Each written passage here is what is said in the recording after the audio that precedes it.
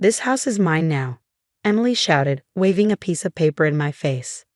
"Dad promised it to me before he died. Here's the proof." Her smug smile made me angry, but I stayed calm. "My name is Olivia, and I'm 35 years old. I never thought I'd have to fight for my own home, especially against family. This house was a beautiful Victorian-style home where my father-in-law, George, had lived for 40 years. He passed away 3 months ago, and things had been peaceful until today." Emily walked around my living room, running her hands over the furniture I had carefully restored. "You need to pack up and leave by the weekend," she said. "I'm meeting with a realtor on Monday." I almost laughed at how bold she was. This house had been my home for 10 years. My husband James and I had put our hearts into fixing it up, keeping its old charm while making it comfortable. George had lived here with us for the last 5 years, and we had cared for him through his illness. "Emily," I said calmly, "I think you should sit down." She spun around, her fancy purse swinging. "Don't treat me like a child, Olivia. Look." She shoved the paper toward me again. "Dad wrote this before he died. He wanted me to have the house." I looked at the note. It was written in shaky handwriting and only said, "Emily, I want you to have the house." No signature, no details, just those few words. "Where did you find this?" I asked. "In Dad's study last week, when I was helping you clean," she said, making air quotes. In reality, she had come over uninvited and gone through George's things while I was at work. At that moment, James walked in. He stopped when he saw his sister standing there, looking angry. "Emily, what's going on?" "I'm taking what's mine," she said. "Dad left me the house. I have proof." She waved the note at him. James looked at me, confused. I gave him a small nod, and he understood. "We had expected this." "Emily," he started. "That's not—" "Don't try to stop me," she snapped. "You always side with Olivia. But this time, I have proof. Dad wanted me to have this house, and I'm selling it." I walked over to an old desk in the corner, one of George's favorite pieces. I pulled out a thick envelope from a hidden compartment. "Funny you mentioned proof," I said. Emily rolled her eyes. "Whatever you have doesn't matter. Dad's words are clear." "Are you sure?" I asked, taking out some documents, "because here is the official property deed. George transferred the house to James and me 5 years ago, when we took out a mortgage to renovate it for his care. We've also been paying the property taxes and insurance since then." Emily's face turned pale, but she quickly recovered. "That doesn't matter. Dad changed his mind. This note proves it." I laid out more papers. "This is a notarized statement from your father, written 3 months before he passed, when he was still thinking clearly. It says he wanted James and me to keep the house as a family home. He knew we were the ones taking care of him."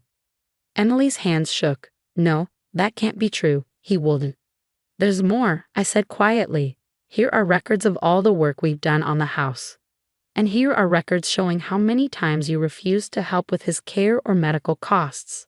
Emily's face turned completely white. She sat down, her dress wrinkling. But the note." James stepped forward, his voice firm but gentle. "Emily, Dad could barely write in his last 2 weeks. He was on strong medication. This note doesn't override the legal documents he signed when he was well." Her lip trembled, but then her eyes hardened. "You manipulated him," she snapped. "You turned him against me while I was working in New York." "No, Emily," I said softly. "We were here. We took him to the doctor. We changed the house for his wheelchair. We played chess with him and listened to his stories. Where were you?" She jumped up, grabbing her purse. "This isn't over," she shouted. "I'll get a lawyer. You'll see." She stormed out, slamming the door.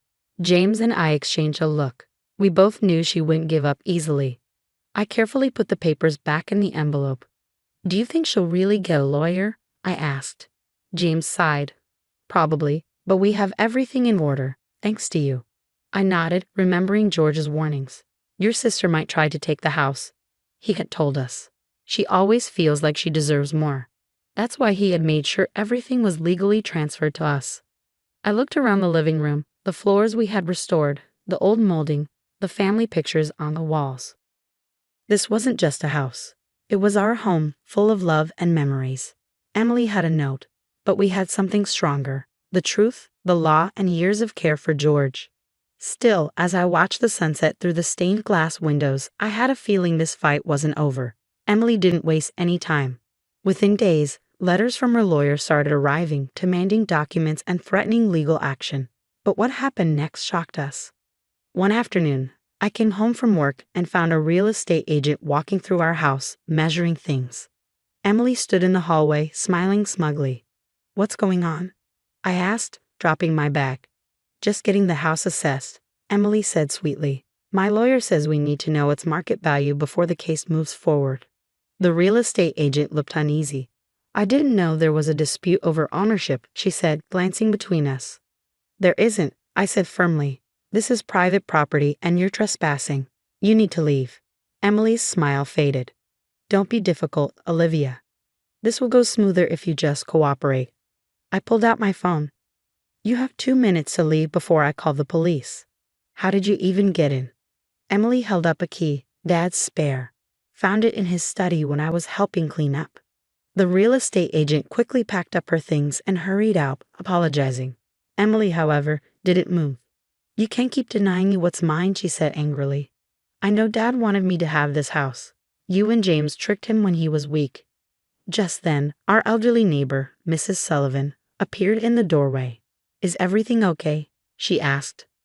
I saw a stranger walking around with a measuring tape and got worried. "Everything's fine," I assured her. "Just a misunderstanding about property access." Mrs. Sullivan looked at Emily and frowned. "Oh, it's you. You know, I was just thinking about your father. Such a shame how little you visited him in his last years." Emily's face turned red. "I was busy with my career. Not everyone has time to play nurse." Mrs. Sullivan's voice turned cold. "No, but most people make time for their dying father. I remember George telling me how grateful he was for Olivia and James. He said they were the only ones who truly cared about him, not just his house." Emily grabbed her purse and stormed out. "You'll be hearing from my lawyer," she yelled as she left. After she was gone, Mrs. Sullivan turned to me. "I have something for you. I've been holding onto it for the right time." She pulled an envelope from her pocket. "George gave me this 2 months before he passed. He told me to give it to you if Emily ever tried to take the house." Inside was a letter written in George's clear handwriting from before his illness worsened. It detailed how Emily had repeatedly tried to get him to sign the house over to her, how she only visited when she wanted something, and why he made sure the property legally went to James and me. "He knew," Mrs. Sullivan said. "He knew she would try this. That's why he had me witness them signing the house over to you and James. I was there at the lawyer's office." Tears welled up in my eyes. Even after he was gone, George was still protecting us. That evening, when James came home, I showed him the letter. He read it silently, his jaw tightening. "I knew she was selfish," he said finally. "But this trying to sell our house, bringing a real estate agent in while we're still living here, that's a new low, even for her." We called our lawyer and updated him on everything. He was particularly interested in Emily breaking in and trying to get the house appraised. "This actually helps your case," he said. "She's showing a pattern of interfering with your legal rights. If she sues, this will weaken her claim." The next day, we changed the locks and installed security cameras. We also filed a police report, not to press charges, but to document Emily's actions. As we took steps to protect our home, I thought about George. He had spent his last years here, watching the neighborhood kids play from his favorite chair by the window. "Promise me you'll keep it in the family," he had told us one evening, his voice weak, but his mind sharp. Not just as a property, but as a home. Emily, she'd sell it in a second. She never understood what makes a house special. We had promised, and now we were fighting to keep that promise. This wasn't just about legal rights anymore. It was about honoring George's wishes. That night, as James and I sat on the porch swing George had built years ago, both our phones buzzed with messages from Emily. She demanded a family meeting, claiming she had undeniable proof that the house was hers. "Should we go?" James asked, sounding exhausted. I squeezed his hand. "Yes, let's hear her out. But this time, we'll be ready with proof of our own." We sat in silence, watching the sunset paint the sky in orange and purple, the same view George had loved. Whatever Emily had planned, one thing was certain. This house, with all its memories, was worth fighting for. The family meeting was set for Sunday afternoon at our house. Emily arrived with her lawyer in tow, dressed like she was heading to court rather than a family discussion. I noticed she was clutching a folder, presumably containing her irrefutable evidence. What she didn't expect was to find Mrs. Sullivan and our family lawyer already seated in our living room. "What are they doing here?" Emily demanded, her confident facade cracking slightly. "They're witnesses," I replied calmly. "Mrs. Sullivan to George's wishes, and Mr. Parker to the legal aspects of property ownership." Emily composed herself quickly and sat down, smoothing her skirt. "Fine. Let's get this over with." She opened her folder with flourish. "I have proof that Dad was coerced into transferring the property. Medical records showing he was on heavy medication when you convinced him to sign it over." Her lawyer laid out several documents, including pharmacy records from the last 6 months of George's life. "As you can see," he began, "Mr. Harrison was on strong pain medication that could have impaired his judgment." I couldn't help but smile. Mrs. Sullivan leaned forward, adjusting her glasses. "Those records are from 2023, dear. The property transfer was completed in 2018, 5 years before George became ill." Emily's lawyer frowned, quickly reviewing the dates. Her case was unraveling before it began. But the note," Emily sputtered. "He wrote that he wanted me to have the house." Mr. Parker, our lawyer, cleared his throat. "Yes, about that note. We had it analyzed by a handwriting expert. He produced a report. The writing shows signs of severe impairment, consistent with someone on heavy medication. Moreover, it's not legally binding and doesn't override the properly executed property transfer from 5 years prior." Emily's face reddened. "This isn't fair. I'm his daughter. I deserve." "What exactly do you deserve, Emily?" James interrupted, his voice uncharacteristically hard. "The house you never helped maintain? The home where others cared for our father while you were too busy to visit?" Mrs. Sullivan pulled out George's letter, the one she'd been keeping. "Perhaps we should read what your father really thought." As she read George's words aloud, detailing Emily's neglect and attempts to acquire the house, tears formed in Emily's eyes, not of sadness, but of rage. "You all planned this," she accused. "You turned Dad against me." "No, Emily," I said softly. "You did that yourself. Every time you skipped a holiday, every time you ignored his calls, every time you asked about the property instead of his health."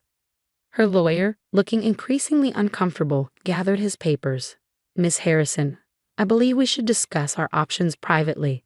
But Emily wasn't finished. She stood up, pointing at me. "You're not even blood family, you just married in. This house should stay with real family." "Family isn't about blood, Emily," Mrs. Sullivan interjected. "It's about who shows up, who cares, who makes a house a home." George understood that.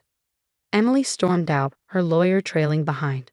The slam of the door echoed through the house. The same sound we'd heard countless times during her teenage tantrums years ago. In the following weeks, we received notice that Emily had dropped her claim to the house. Her lawyer's letter included a formal apology for the unauthorized entry and attempted property assessment. We later heard through family friends that she'd taken a job offer in California, as far from the house and its memories as she could get. James and I spent that summer restoring George's garden, the one he'd tended so carefully. We planted his favorite roses and set up the bird feeders he'd loved to watch. One evening, as we sat on the porch swing, Mrs. Sullivan joined us with a photo album we'd never seen before. "George gave me this too," she said.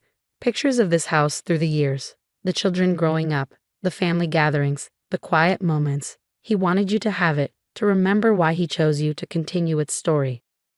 As we flipped through the pages, we saw the house through George's eyes, not as property to be claimed, but as a home where life happened, where memories were made, where love grew. The final page held a note in George's handwriting, dated just before the property transfer, to James and Olivia. "You've made this house a home again. Thank you for giving me peace in knowing its future is in the right hands." We still get Christmas cards from Emily, impersonal and signed with just her name. But the house remains what George wanted it to be, a family home, filled with love, laughter, and the kind of care that can't be measured in property values or legal documents. Sometimes, when the evening light hits the stained glass windows just right, I swear I can feel George's presence, smiling at how his final wishes were honored. Not just about the house, but about understanding what really makes a family. And in the end, that's what this fight was really about, not just bricks and mortar, but the heart and soul of a home that was entrusted to those who truly understood its worth.